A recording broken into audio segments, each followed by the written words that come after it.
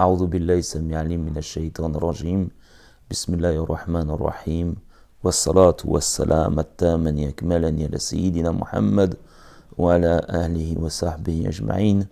Assalamu alaikum wa rahmatullahi wa barakatuh. Inch'Allah, nous poursuivons la description de notre noble prophète Mohammed sallallahu alayhi wa sallam au travers du recueil Shama'il al-Muhammadiyya de l'imam Tirmizi. Nous en sommes, Inch'Allah, au chapitre de sa coiffure, et notre mère Aïcha radiyallahu ta'ala anha nous rapporte: je peignais le messager d'Allah sallallahu alayhi alors que j'avais mes règles.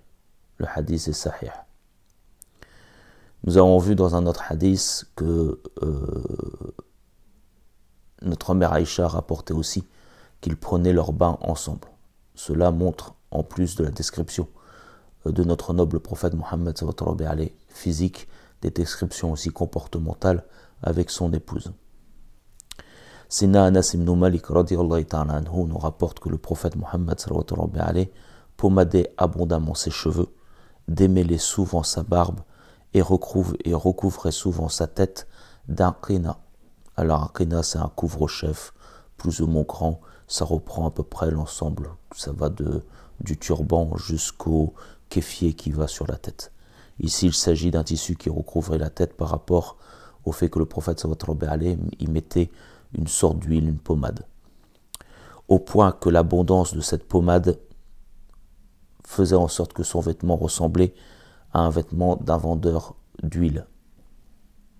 D'après notre mère Aïcha radiyallahu ta'ala anha, le prophète sallallahu alayhi aimait commencer par la droite lorsqu'il se purifiait, se peignait et mettait ses chaussures. Nous voyons ici que l'hygiène corporelle chez les musulmans est importante et qu'il y a une grande différence entre la coquetterie et l'hygiène corporelle.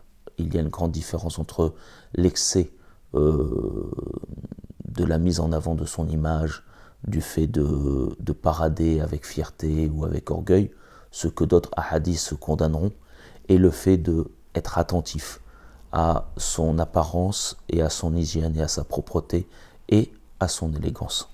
Sina Abdullah ibn Mughaffal radiyallahu ta'ala anhu rapporte que l'envoyé d'Allah sallallahu alayhi a défendu aux hommes de se peigner en permanence. Et ici on a la différence entre une coquetterie, un toc, une manie, un souci de toujours apparaître au plus séduisant avec des caractéristiques liées à l'hygiène et à l'élégance et à la tenue.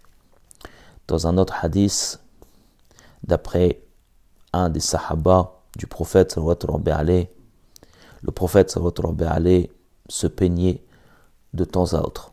Et ce hadith, par rapport à ceux qui parlent du fait qu'il se peignait couramment, souvent, est faible.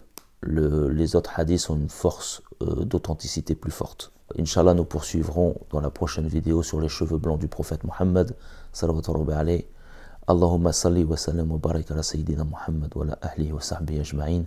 Assalamu alaikum wa rahmatullahi wa barakatuh.